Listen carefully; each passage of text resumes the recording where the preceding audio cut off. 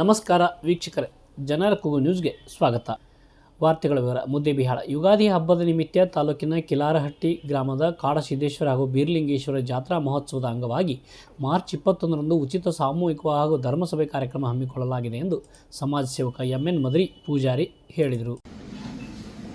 ಪ್ರತಿ ವರ್ಷದಂತೆ ಈ ವರ್ಷವೂ ಕಿಲಾರಹಟ್ಟಿಯ ಗ್ರಾಮದಲ್ಲಿ ಶ್ರೀ ಬೀರಲಿಂಗೇಶ್ವರ ಹಾಗೂ ಕಾಡಸಿದ್ದೇಶ್ವರ ಜಾತ್ರೆಯ ಅಂಗವಾಗಿ ಸಾಮೂಹಿಕ ಲಗ್ನಗಳನ್ನು ಹಮ್ಮಿಕೊಳ್ಳಲಾಗಿದೆ ಮತ್ತು ಈ ತಾಲೂಕಿನ ಎಲ್ಲ ಅಣ್ಣ ತಮ್ಮಂದಿರಿಗೆ, ಅಕ್ಕ ತಂಗರಿಗೆ, ಬಂಧುಗಳಿಗೆ ಯುಗಾದಿಯ ಹಬ್ಬದ ಶುಭಾಶಯಗಳನ್ನು ತಿಳಿಸುತ್ತಾ ಮತ್ತು ಮುಂದೆ ಶನಿವಾರ ದಿವಸ ಒಂದು ರಂಜಾನ್ ಹಬ್ಬದ ಶುಭಾಶಯಗಳನ್ನು ತಿಳಿಸುತ್ತಾ, ಯಾಕಂದ್ರೆ ಯುಗಾದಿ ಮತ್ತು ರಂಜಾನ್ ಎರಡೂ ಈ ಸಲ ಕೂಡಿ ಬಂದಿರೋದ ಎರಡೂ ಹಬ್ಬಗಳನ್ನು ಒಟ್ಟೊಟ್ಟಾಗಿ ನಾವು ಆಚರಣೆಯನ್ನು ಮಾಡ್ತಾ ಇದ್ದು ಮತ್ತು ಅದೇ ದಿವಸ ರಂಜಾನ್ ಹಬ್ಬ ದಿವಸ ನಾವು ಸಾಮೂಹಿಕ ವಿವಾಹಗಳನ್ನು ಕಿಲಾರಹಟ್ಟಿ ಗ್ರಾಮದಲ್ಲಿ ಹಮ್ಮಿಕೊಂಡಿದ್ದೇವೆ.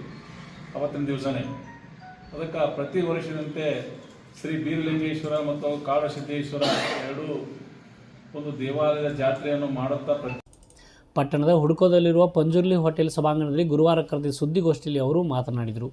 ನಮ್ಮ ಮನೆಯ ದೇವರು ಸುರಪುರ ತಾಲೂಕಿನ ಮಾರ್ನಾಳ್ ಗ್ರಾಮದ ಶ್ರೀ ಬೀರಲಿಂಗೇಶ್ವರ ದೇವರಾಗಿದ್ದು, ಕಿಲಾರಹಟ್ಟಿಯಲ್ಲಿಯೇ ಬೀರಲಿಂಗೇಶ್ವರನಿಗೆ ದೇವಸ್ಥಾನ ಕಟ್ಟಿಸಿದ್ದೇವೆ.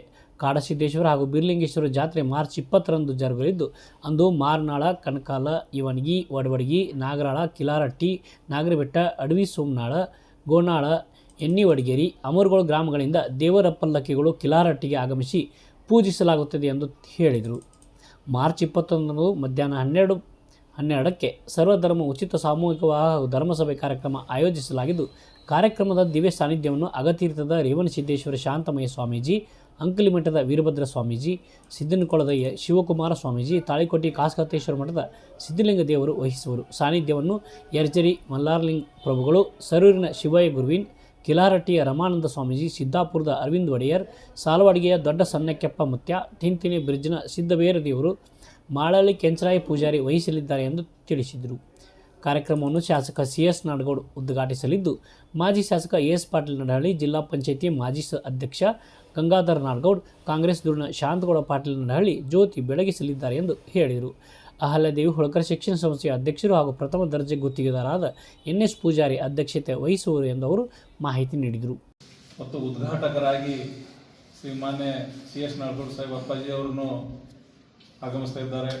ಅದೇ ರೀತಿ ಜ್ಯೋತಿ ಬೆಳಗಿಸಲು AS ಪಾಟೀಲ್ ನರಳಿ, ಇನ್ನುಳಿದ ಎಲ್ಲ ಗಣ್ಯ ಮಾನ್ಯರು ಆ ಕಾರ್ಯಕ್ರಮಕ್ಕೆ ಆಗಮಿಸಿ ಈ ಜಾತ್ರೆಯನ್ನು ಯಶಸ್ವಿ ಮಾಡಲು ಕೋರಿಕೊಳ್ಳುತ್ತಾ ಇದ್ದೇವೆ.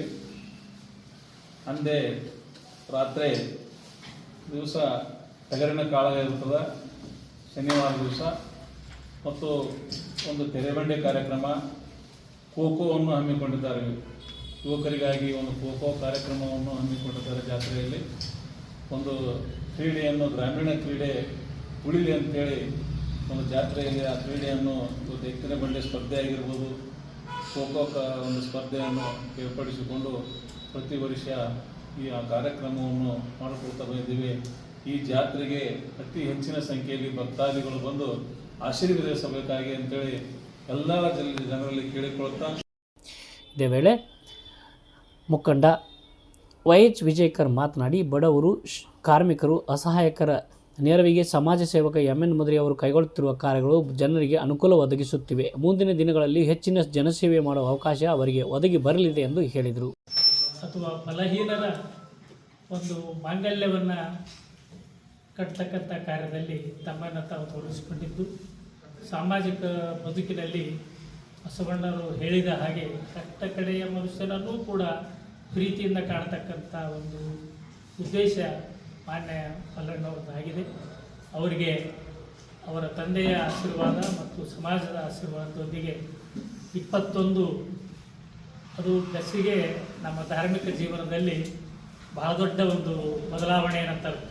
5, 21, 51 ಒಂದಿನ ದಿನದಲ್ಲಿ ಅವರಿಗೆ ಈ ಸಾಮಾಜಿಕ ಬದುಕಿನ ಆಸೆ ಇನ್ನಷ್ಟು ಶಕ್ತಿದಾಯಕವಾಗಲಿ ಅಂತ ಹಾರೈಸಿ ಆವತ್ತಿನ ಆ ಒಂದು ಕಾರ್ಯಕ್ರಮದಲ್ಲಿ ಹರಗುರು ಚರಮೂರ್ತಿಗಳು, ನಮ್ಮ ನಾಯಕರಾದ CS ನಾಡಗೌಡರು ಮತ್ತು ಇನ್ನಿತರ ಎಲ್ಲ ಹಿರಿಯ ಸಮಾಜ ಧುರೀಣರು ಭಾಗಿಯಾಗ್ತಾ ಇದ್ದಾರೆ. ಸುದ್ದಿಗೋಷ್ಠಿಯಲ್ಲಿ ಜಿಲ್ಲಾ ಪಂಚಾಯತಿ ಮಾಜಿ ಸದಸ್ಯ BS ಶಿರೋಳ, ಮುಖಂಡ MB ಕೆಸರಟ್ಟಿ, ಲೆಕ್ಕಾಧಿಕಾರಿ ಬಸವರಾಜ್ ಬಿಜ್ಜೂರ್, ಯುವಕರಾದ ಬಸವರಾಜ್ ಗುಡ್ಲಮನಿ, ಚಂದ್ರು ಹಿರೇಮಠ್, ಚಂದ್ರು ಜೋಗಿ ಮೊದಲಾದವರು ಇದ್ದರು. ಟಗರಿನ ಕಾಳಗ ಸ್ಪರ್ಧೆಗೆ ಪ್ರವೇಶ ಉಚಿತ. ಮಾರ್ಚ್ 21ರಂದು ಸಂಜೆ 6ಕ್ಕೆ ಟಗರಿನ ಕಾಳಗ ಸ್ಪರ್ಧೆ ಕಿಲಾರಟ್ಟಿಯಲ್ಲಿ ನಡೆಯಲಿದ್ದು ಪ್ರವೇಶ ಉಚಿತವಾಗಿದೆ ಎಂದು ಸಮಾಜ ಸೇವಕ MN ಮದ್ರಿ ಹೇಳಿದರು. 6, 4, 2 ಹಲ್ಲಿನ ಟಗರುಗಳ ಕಾಳಗ ಸ್ಪರ್ಧೆ ನಡೆಯಲಿದ್ದು ಆಕರ್ಷಕ ನಗದು ಬಹುಮಾನ ಇರಲಿದೆ ಎಂದು ತಿಳಿಸಿದರು. ಇನ್ನಷ್ಟು ಸುದ್ದಿಗಾಗಿ ನೋಡ್ತಾ ಇರಿ ಜನರ ಕೂಗು ಯೂಟ್ಯೂಬ್ ಚಾನಲ್. ಇದು ನಿಮ್ಮದೇ ಧ್ವನಿ. ಸಬ್ಸ್ಕ್ರೈಬ್ ಮಾಡಲು ಮರೆಯಬೇಡಿ.